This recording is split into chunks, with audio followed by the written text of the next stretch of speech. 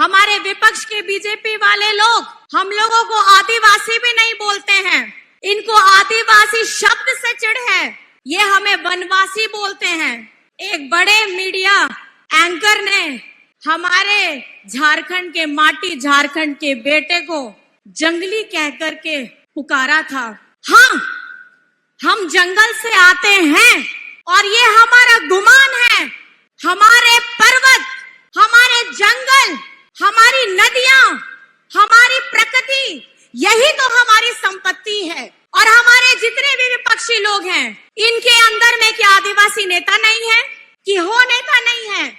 ये अपनी आवाज क्यों नहीं बुलंद करते?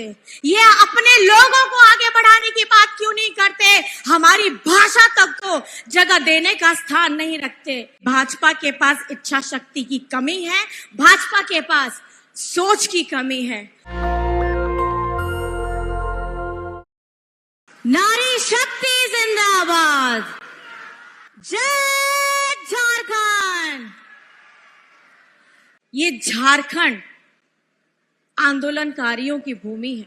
हमारे राज्य के मुख्यमंत्री हेमंत सोरेन जी को किस तरीके से बीजेपी वालों ने षड्यंत्र करके जेल में डालने का काम किया, लेकिन उसी विषम परिस्थिति में जब लोकसभा का चुनाव होता है, तो उस लोकसभा चुनाव में हमारे इस कोल्हान से, हमारे इस जगह से, इस गढ़ से आप लोगों ने उनको हटाने का काम किया जो हमारे हितों के बारे में सोचते नहीं हैं, हमारे संघर्ष को समझने का प्रयास नहीं करते हैं।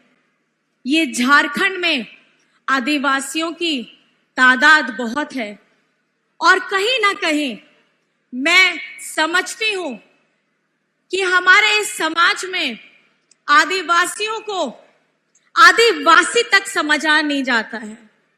आज आपको जानकर के हैरानी होगी, हमारे विपक्ष के बीजेपी वाले लोग हम लोगों को आदिवासी भी नहीं बोलते हैं। इनको आदिवासी शब्द से चिढ़ है। ये हमें वनवासी बोलते हैं। और जब हेमंत जी की गिरफ्तारी हुई थी, तो आप लोगों को जानकर के हैरानी होगी, एक बड़े मीडिया एंकर ने हमारे झारखंड के माटी, झारखंड के बेटे को जंगली कह करके पुकारा था। हाँ, हम जंगल से आते हैं और ये हमारा गुमान है। हमारे पर्वत, हमारे जंगल, हमारी नदियां, हमारी प्रकृति, यही तो हमारी संपत्ति है। और जिस तरीके से हमारे ऊंचे पहाड़ हमें ये सिखाते हैं कि सीना चौड़ा करके, अपना मस्तक ऊंचा रख के अपने जगह में अडिग रहना है, तो ये प्रकृति हमें सिखाता है। अपना धर्म हमको सिखाता है कि झुकना नहीं है, डरना नहीं है और समझौता तो बिल्कुल नहीं करना है, क्योंकि ये कोल्हान की धरती है। कोल्हान के पूर्वजों ने, हमारे वीर सपूतों ने किसी के सामने अपना सर नहीं झुकाया, किसी के सामने में अपना मस्तक नहीं झुकाया और किसी के साथ समझौता नहीं किया, किसी से डरे नहीं। तो हमारी कला, संस्कृति, सभ्यता, परंपरा, हमारी भाषा, ये हमारा गौरव है और हम अपनी हो भाषा को संविधान की 8वीं अनुसूची में लाने के लिए प्रतिबद्ध हैं। और हमारे जितने भी विपक्षी लोग हैं, इनके अंदर में क्या आदिवासी नेता नहीं है? कि हो नेता नहीं है? ये अपनी आवाज क्यों नहीं बुलंद करते? ये अपने लोगों को आगे बढ़ाने की बात क्यों नहीं करते? हमारी भाषा तक को जगह देने का स्थान नहीं रखते।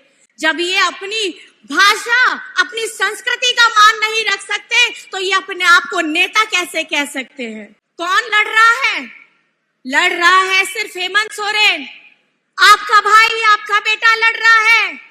हमारी महागठबंधन सरकार इस बार 2019 के बाद जिस तरीके से काम की है, चाहे कोविड के समय में हम लोगों ने अपने झारखंड में भूख से किसी को मरने नहीं दिया। भाजपा के पास इच्छा शक्ति की कमी है, भाजपा के पास सोच की कमी है। अगर गहन चिंतन की जरूरत अभी सबसे ज्यादा पड़ेगी इस चुनाव के बाद, तो भाजपा को पड़ने वाली है। तो ये बात करते हैं कि हम जब आएंगे तब हम 2000 रुपए देंगे, लेकिन जब आप थे 5 साल का कार्यकाल पूरा किया तब ये कहा थे आपके 2000 रुपए जो आज आप वादा कर रहे हैं। लेकिन ये काम किसने करके दिखाया? आज 2 किस्त हमारी दीदियों बहनों के अकाउंट में है। ये खुशी किसने दी है? ये खुशी महागठबंधन सरकार की अगुवाई कर रहे हेमंत सोरेन जी ने दी है। बिजली बिल 0 किसने कराया है? हेमंत सोरेन जी ने कराया है। आजकल झारखंड में बाहर से ढेर सारे लोग आ रहे हैं, बहुत सारा आप लोगों को जुमले कर रहे हैं, बातें बता रहे हैं, हम ये दे देंगे, हम वो दे देंगे। लेकिन झारखंड की जनता पहचान चुकी है कि कौन मुंह का बोलता है और कौन वाकई में काम करता है। यहां रंग बिरंगे बहरूपिये घूम रहे हैं, उनकी मीठी मीठी बातों में मत फंसिएगा। ये ऐसा लॉलीपॉप दिखा के आपको जाएंगे, यहां से बोलेंगे देखो उस पहाड़ में कितना सुंदर दिख रहा है, देखो देखो, और यहां से आपको धोखा दे के निकल जाएंगे। और बस सवाल मेरा ये रहेगा, क्या आप सभी को, मेरी माता बहनों को, भाइयों को, दादा को मैया सम्मान योजना पसंद आ रही है? पसंद आ रही है आप लोगों को? हमारी माताओं बहनों को पसंद आ रही है?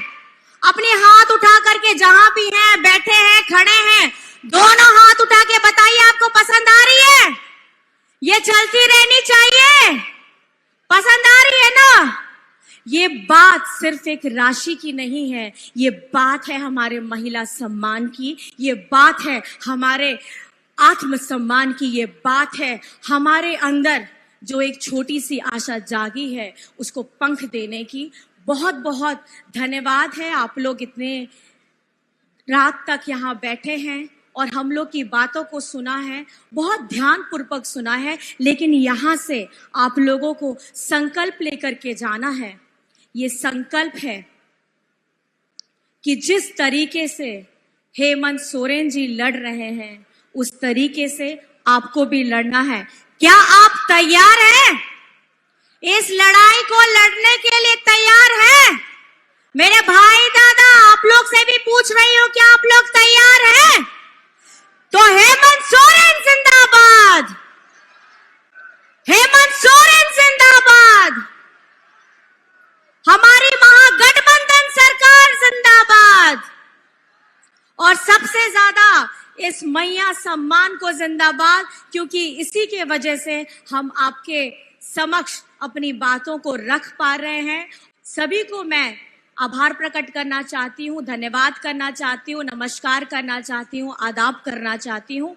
और सभी से हम इस यात्रा की आज की ये आखिरी सभा है, आप लोगों को बहुत बहुत धन्यवाद है। और इस कार्यक्रम को सुंदर बनाने के लिए, इस कार्यक्रम को और सुसज्जित करने के लिए बहुत धन्यवाद है। आपकी ताकत लेकर के हम फिर आप लोगों के समक्ष आएंगे और आप लोगों का आशीर्वाद लेके अपनी यात्रा को आगे बढ़ाएंगे। बहुत बहुत धन्यवाद है। जय हिंद, जय झारखंड। नेशनल दस्तक की आपसे गुजारिश है कि अगर इसको बचाना चाहते हैं तो नेशनल दस्तक को सब्सक्राइब करने के लिए रेड कलर के सब्सक्राइब बटन को दबाएं, फिर बेल आइकन की घंटी दबाएं। नेशनल दस्तक को बचाने के लिए बहुत जरूरी है कि हर खबर को शेयर करें, लाइक करें, कमेंट जरूर करें।